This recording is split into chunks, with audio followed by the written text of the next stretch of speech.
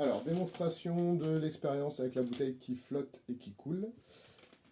Première expérience évidemment assez simple. Le but c'est de faire couler cette bouteille d'eau, donc on va la lester.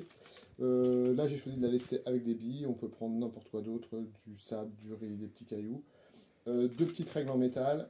J'aime bien les élastiques pour accrocher parce que ça permet aux élèves de changer, modifier. Le scotch ça fonctionne aussi, mais les élastiques c'est plutôt pas mal. Donc voilà une idée hein, parmi un milliard d'autres. Évidemment, si je le mets dans l'eau, ça flotte. Il faudrait vraiment énormément de billes à l'intérieur pour que ça puisse couler. Et donc, le mieux, c'est que les élèves arrivent à comprendre que le plus simple, c'est de faire rentrer de l'eau à l'intérieur pour chasser l'air.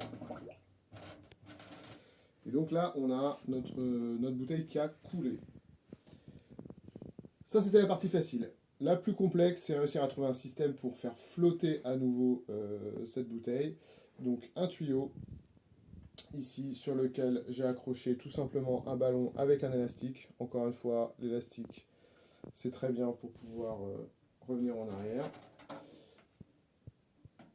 Je mets le ballon à l'intérieur. Alors, évidemment, sur votre glider, vous pouvez le mettre au préalable. Et donc ici, on a bien notre modèle qui coule. Et si je souffle à l'intérieur de la bouteille,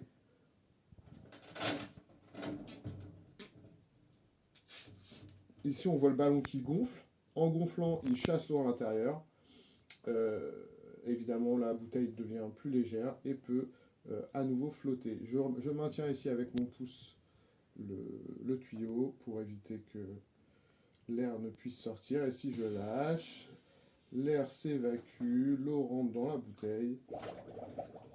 Et notre prototype de glider se remet à couler.